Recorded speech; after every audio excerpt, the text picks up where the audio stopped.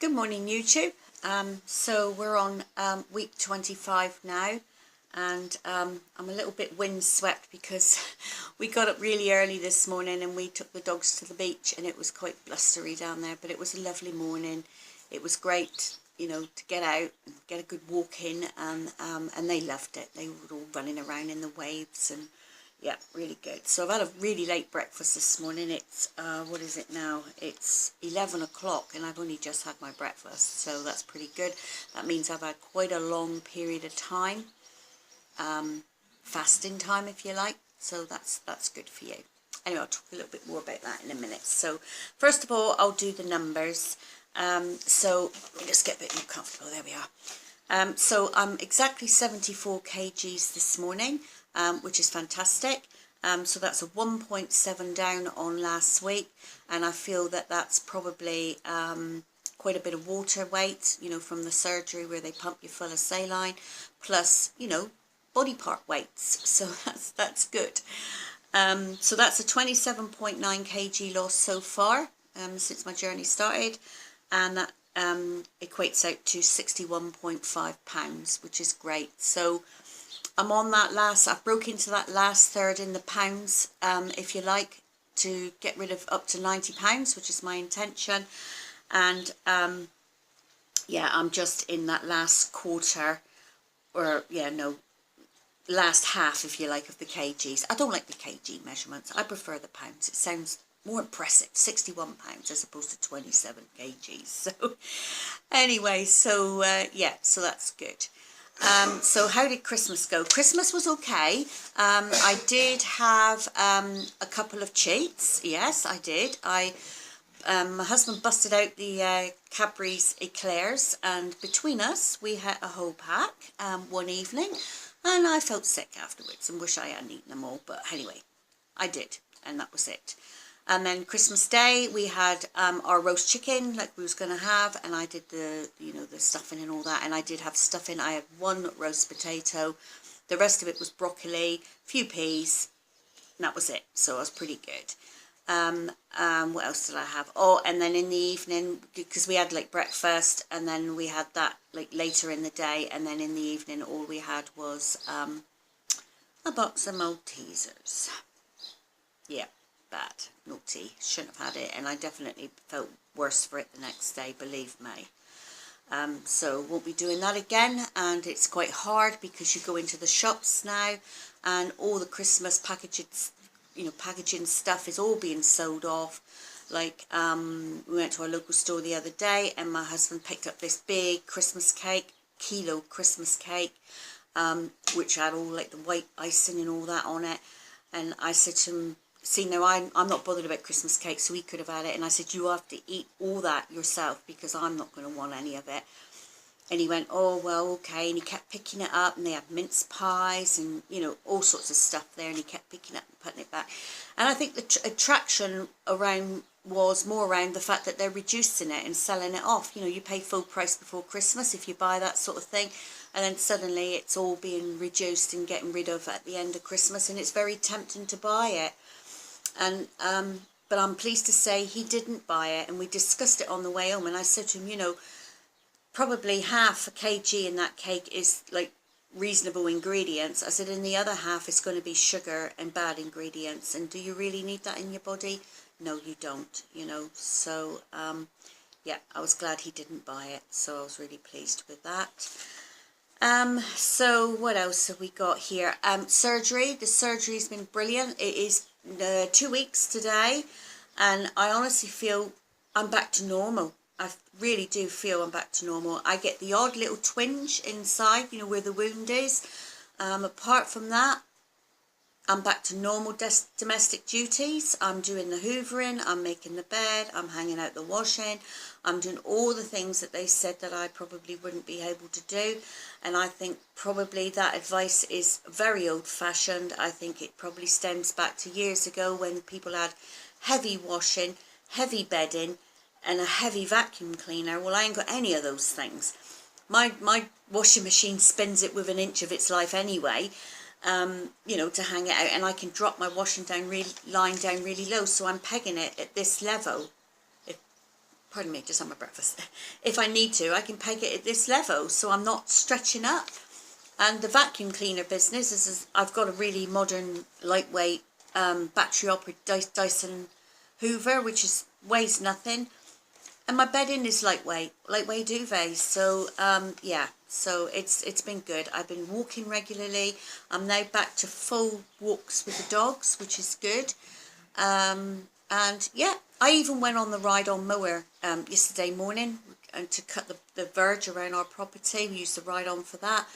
And I'm just sat on it, steering it. You know, it was a little bit bumpy, you know, because it's not very even, but it was not a problem. Easy. So, yeah, for me, I feel great. And the surgery's been brilliant. Not a problem. Not had it. All right, the first couple of days I did feel a bit grumpy because I was frustrated. And my husband did hang around me quite a lot, you know, when I felt that he should be doing stuff. But, you know, I think he was just making sure that I wasn't going to do stuff myself and keeping an eye on me. But we've settled into a nice, easy rhythm now, and so it's good. He does, you know, if I don't feel like doing something, I just ask him, and he's there, and he does it, so it's great. So that's that. What else have I got to talk about? Food. What am I eating? Well, you saw the video last week or the week before of the breakfast. I'm still eating that kind of breakfast. I'm still having my yogurt with the chia seeds and the fruit. I'll have a keto coffee, which is coffee with cream. There are some are called bulletproof coffees where you add butter and coconut oil and stuff, but I don't fancy those, so I'm sticking with the coffee with cream, which is brilliant. And then mid-morning I'll have another coffee with cream if I feel like it, and I usually do. So that's good. And then lunchtime I'm usually stick with, I make sure I have it before 2 o'clock, so I don't eat before 8. And I finish eating by 2, so I'm getting that 18-hour window still, although last night was a bit longer, which was great. So at 2 o'clock I'll get myself some lunch, meats, cheeses, low-carb crackers, a bit of salad, boiled egg, you know, whatever's in the fridge, I'll just chuck it on the plate and have that.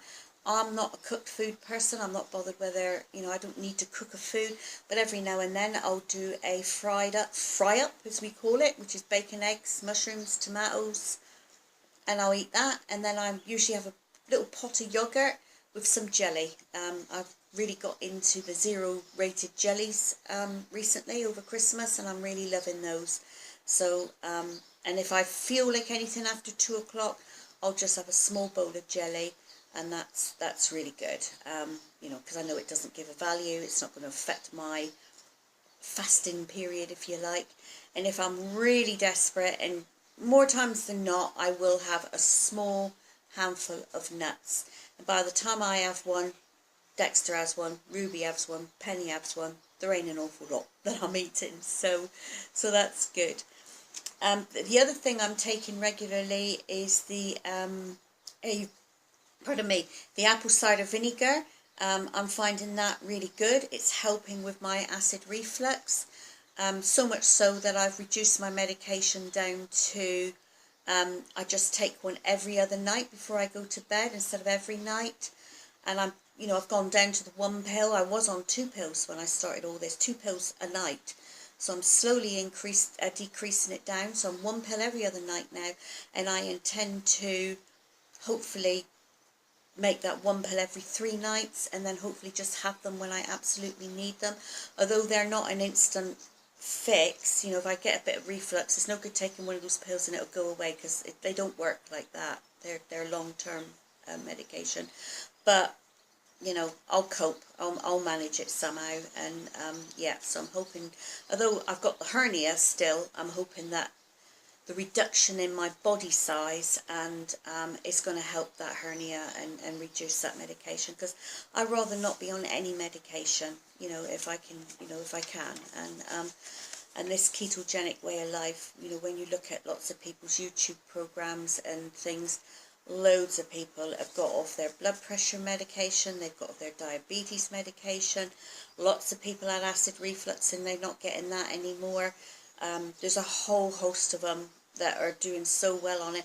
I'm not saying everybody's the same and it's going to work for everybody, but for me, I'm feeling great on it. Really am feeling good on it. I don't feel tired now. The lethargy's gone, whereas obviously with the surgery I was a little bit tired, but no, I'm feeling great now. And yeah, so it's all good. It's all good. I can't, you know, I intend to keep this lifestyle, this way of eating, if you like, for the rest of my life, you know, for the rest of our lives, because my husband's cut down considerably as well. He's sticking more or less to the 2 meals, or the big meal he's having is you know, before 2 o'clock, the same as me. He does have a little nibble sometimes in the evening, but he's only having small stuff, you know, he's not eating like big things before he goes to bed, which is what he used to do. So we're going to stick with this, you know, forever. So we'll never be eating pasta, we'll never be eating rice, we're never going to be eating potatoes. Well, I can't really say that.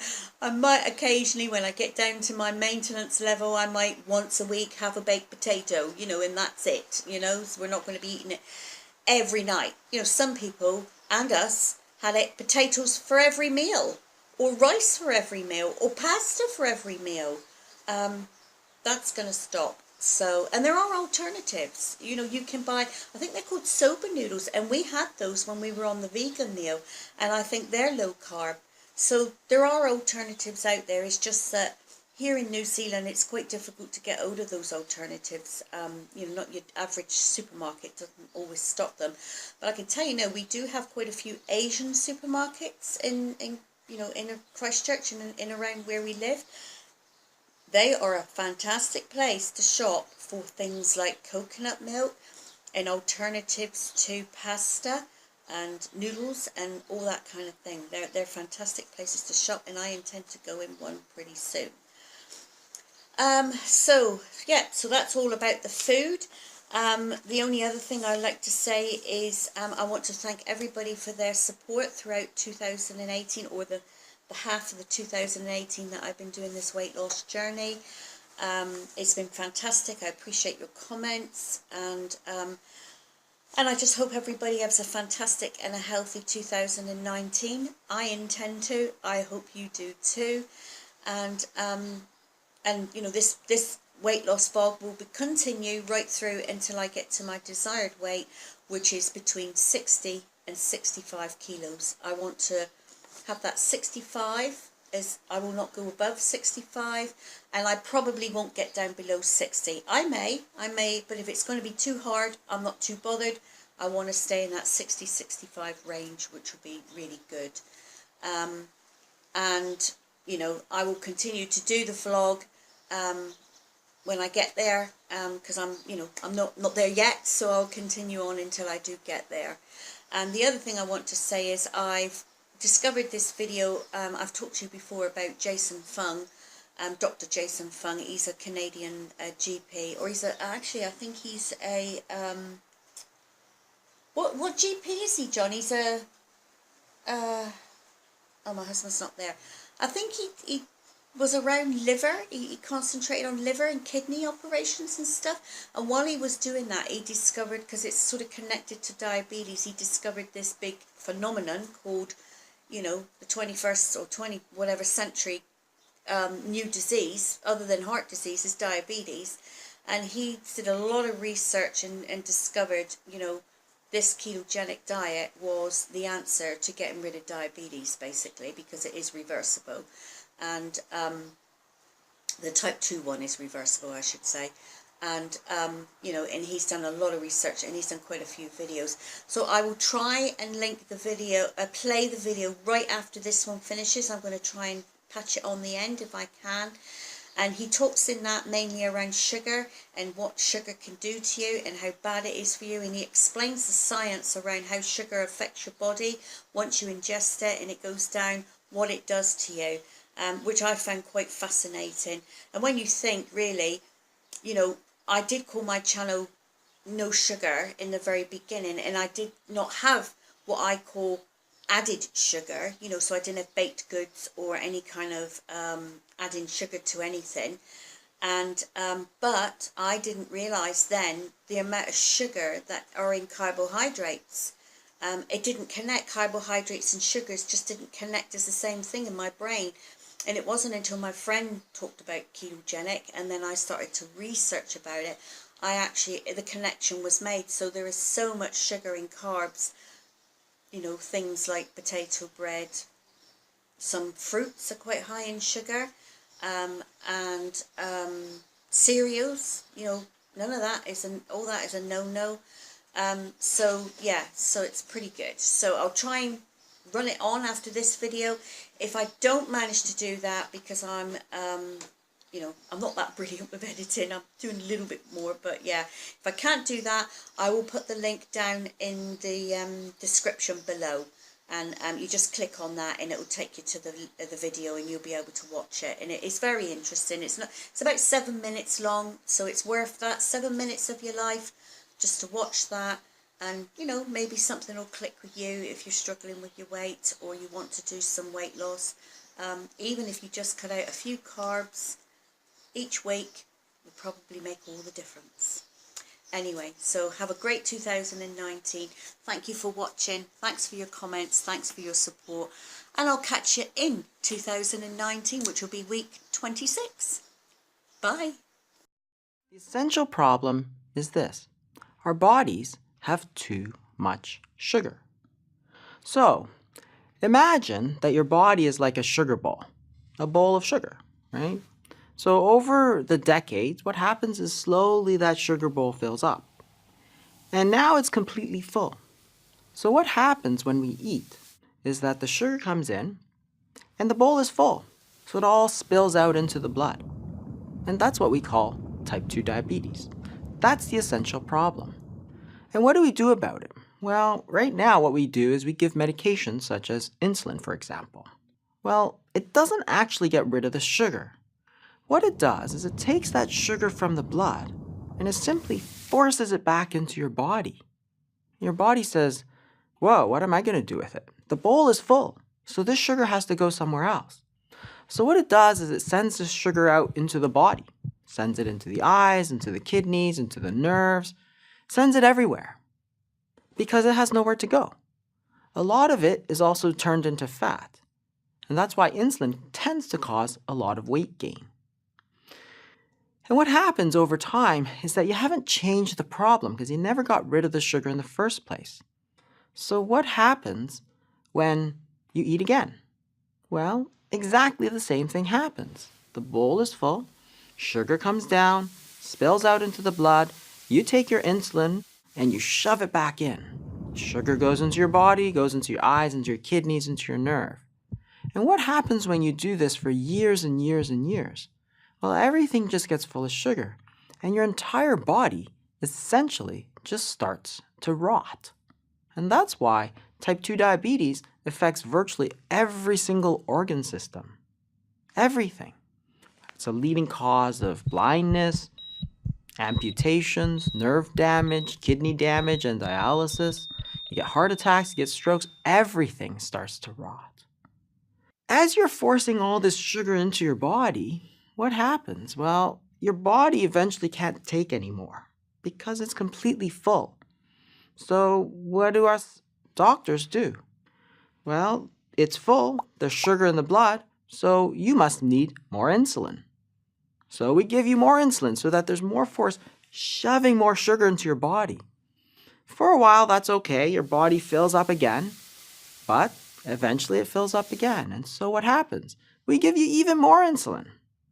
And the cycle goes on and on. So the problem is we're not taking care of the actual problem. We're actually just hiding the problem. It's because the key to treatment is not moving this sugar around the body. The key is to actually get rid of this sugar. Think about it this way. Suppose you have garbage in your kitchen. You want to throw out that garbage. But instead, what you do is you take the garbage and put it under the rug. And you keep doing that for a while until your rug is completely full. Then you say, oh, I have garbage in my kitchen. I need a bigger rug. That's the increased insulin analogy. why would you keep hiding away your garbage?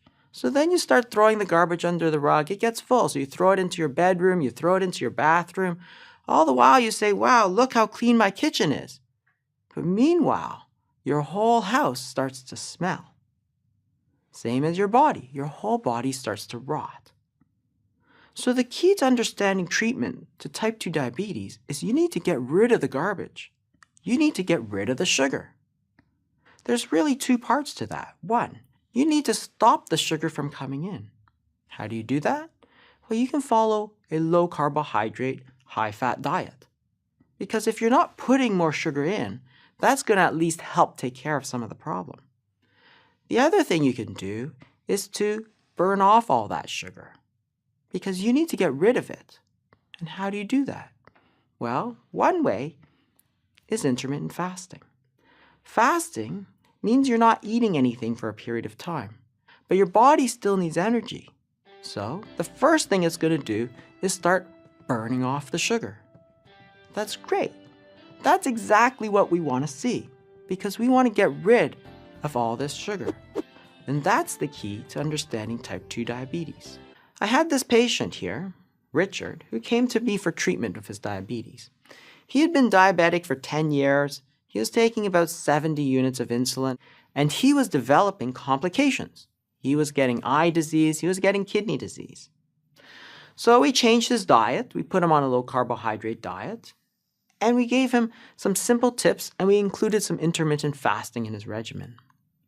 Over a period of months, he lost about 50 pounds. And his diabetes got incredibly better. We took him off all of his insulin, took him off all of his medications, and his blood sugars are normal. Even 2 years out now, he's still on no medications, and his blood sugars are doing amazing. There's another example we can give. We can look at the example of very low carbohydrate diets, or so-called ketogenic diets. Let me give you a case. I had a 27-year-old graduate student. She was actually studying physiology. And she was recently diagnosed with type 2 diabetes. Her hemoglobin A1C was 10.4%. This is a 3-month average of her blood sugars. The diagnosis of diabetes happens at 6.5%, so 10.4% is very high. Her doctors were very concerned, of course, started her on 3 medications right away. Being only 27, she didn't want to stay on medications for the rest of her life. So she looked on the internet and decided that she would follow a ketogenic diet.